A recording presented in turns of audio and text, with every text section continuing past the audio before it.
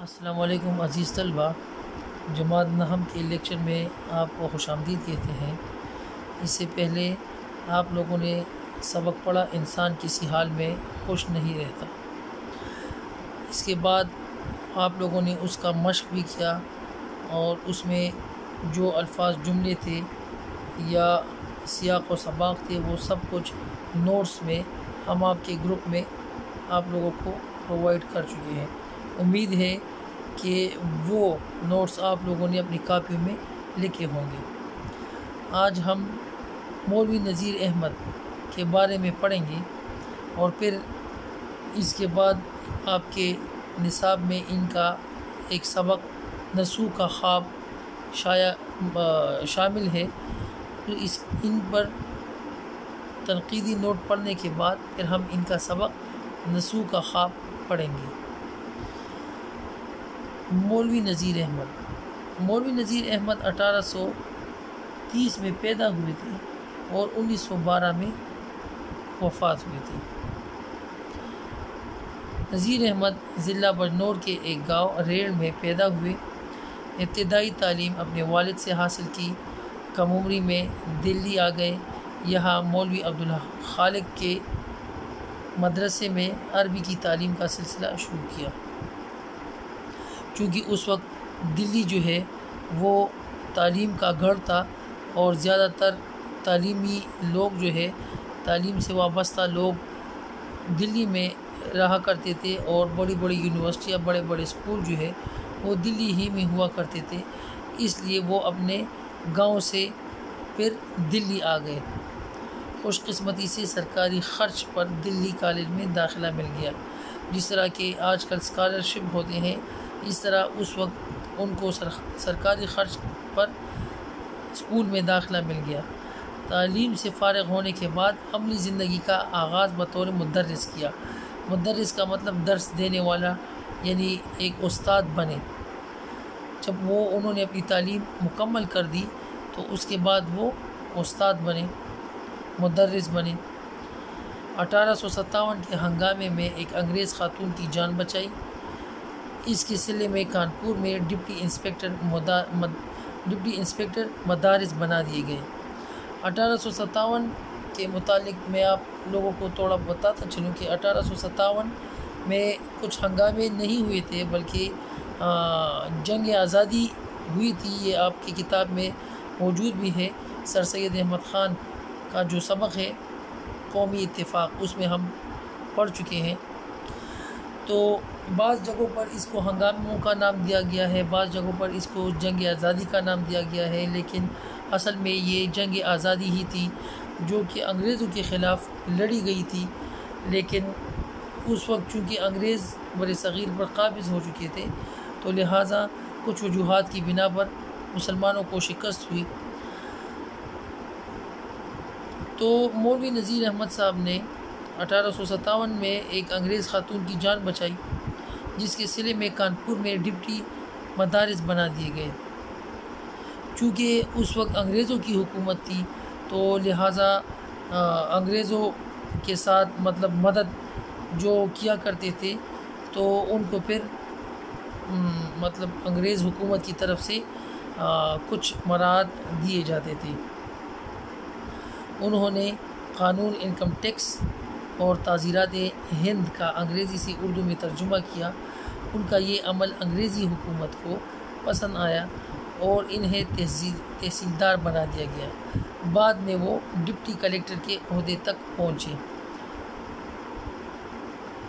انہیں انگریزی حکومت کی طرف سے شمس العلماء کا خطاب ملا۔ انگریزی حکومت نے ان کو معلم قرار دیا اور ان کو شمس العلماء کا خطاب جو ہے وہ انگریز نے دیا۔ ایڈنبرا یونیورسٹی نے LLD اور پنجاب یونیورسٹی نے انہیں DOL کی اعزازی ڈگریاں دی۔ تو چونکہ اس وقت حکومت انگریز کی تھی لہٰذا انگریز جب کسی کے کام سے خوش ہوتے تو ان کو پھر اعزازات دیے جاتے تھے، اس لیے مولوی نذیر احمد کو بھی اعزازی ڈگریاں انگریزوں نے دی۔ ڈپٹی نذیر احمد کو اردو کا پہلا ناول نگار تسلیم کیا جاتا ہے۔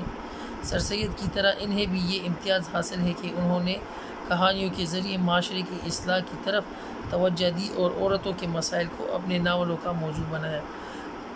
اپنے اسباق، اپنے نثر نگاری اور کہانیوں کے ذریعے انہوں نے معاشرے کی اصلاح پر زور دیا ہے۔ سر سید نے جو کام اپنے مضامین سے لیا، نذیر احمد نے وہی کام اپنے ناولوں سے لیا۔ ان کے تمام ناول معاشرتی اور گھریلو مسائل کے متعلق ہیں۔ وہ اس کے ذریعے ایک زوال پذیر معاشرے کے مسلمانوں کی گھریلو زندگی کی اصلاح کرنا چاہتے تھے اور ان کا اندازہ سراسر مقصدی ہے۔ تو ادھر یہ بھی سمجھنا ضروری ہے کہ معاشروں کی اصلاح جو ہے اس کے لیے کتابیں لکھنا اور ناول لکھنا یہ بھی ایک عمل ہے، لیکن اس کے ساتھ ساتھ عملی کام جو ہے وہ بھی کرنا چاہیے ہوتا ہے، جس سے ہمارے معاشرے کی یا کسی بھی بگڑے ہوئی معاشرے کی اصلاح کی جا سکے۔ انہوں نے ادب کو حقیقی زندگی کا ترجمان بنایا۔ ان کی زبان دلی کی ٹکسالی زبان ہے۔ ٹکسالی جو ہے اس وقت گلی کوچوں کے زبان کو ٹکسالی زبان کہا جاتا ہے۔ دلی کے گلیوں میں جو زبان بولی جاتی تھی تو ان پر ان کو عبور حاصل تھا اور وہ سمجھتے تھے، ان زبانوں کے مطلب کو سمجھتے تھے۔ انہیں عورتوں کی زبان لکھنے پر پوری قدرت حاصل ہے۔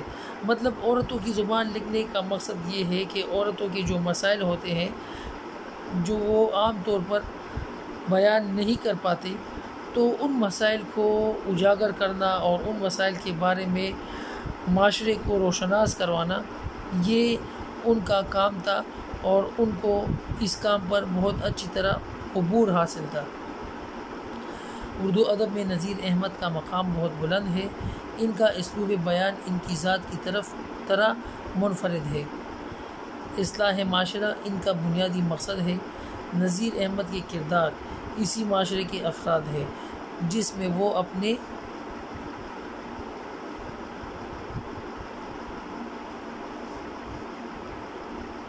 شب و روز گزارتے ہیں۔ مطلب وہ معاشرہ جہاں پر انسان رہتا ہے اور اس کے شب و روز گزرتے ہیں، اس کا وقت گزرتا ہے، تو اسی معاشرے کی اصلاح پر انہوں نے بہت سارا کام کیا۔ حقیقت پسندی ان کے اسلوب کی نمایاں خصوصیت ہے۔ بقول مولوی عبدالحق ایک مسلمان پڑھنے والے کو رہ کر یہ شبہ ہوتا ہے کہ کہیں اس کے خاندان کے راز تو نہیں کھل رہے۔ ان کی تحریر میں جگہ جگہ ظرافت کی بہترین مثالیں مل جاتی ہے۔ مطلب یہ ہے اس جملے کا کہ انہوں نے اتنی فصاحت اور سلاست سے لکھائی کی ہے اور ایسے مسائل انہوں نے اجاگر کیے ہیں جو کہ تقریباً ہر گھر کے مسائل ہوتے ہیں۔ تو اس لیے مولوی عبدالحق نے بھی ان کے بارے میں یہ کہا کہ جب کوئی مسلمان اس کے ناولوں کو پڑھتا ہے تو اس کو لگتا ہے کہ جیسے یہ میرے بارے میں مولوی اس مصنف نے کہا ہے۔ مولوی عبدالحق کہتے ہیں کہ انہوں نے مطلب جس طرح لوگوں کے مسائل کو اپنے زبان اپنے ناولوں میں لکھا ہے، تو ہر مسلمان کو یہ لگتا ہے کہ مولوی نذیر احمد نے میرے مسائل کو چھیڑا ہے۔ ان کی مشہور تصانیف یہ ہے: مرات العروس، بنات النعش، توبۃ النصوح، ابن الوقت، فسان مبتلا، رویائے صادقہ، ایامہ، ترجمہ قرآن پاک اور ترجمہ تعزیرات ہند۔ 1912 میں انہیں فالج ہوا، جس کی وجہ سے فوت ہو گئے اور دلی میں دفن ہوئے۔ تو یہ مولوی نذیر احمد کے بارے میں ہم نے ان کا تعارف پڑھا اور ان پر تنقیدی نوٹ پڑھا۔ اس کے بعد نسو کا خواب جو ہے وہ ہم شروع کریں گے، تو نیکسٹ لیکچر میں ہم انشاءاللہ نسو کا خواب شروع کریں گے۔ طلباء جو ہے اس میں اگر کچھ مشکل الفاظ وہ ڈھونڈے اور اس کی املا جو ہے وہ اپنی کاپیوں میں لکھے۔ اس کے بعد ہم انشاءاللہ مولوی نذیر احمد کا جو سبق ہے نسو کا خواب وہ شروع کریں گے۔ شکریہ۔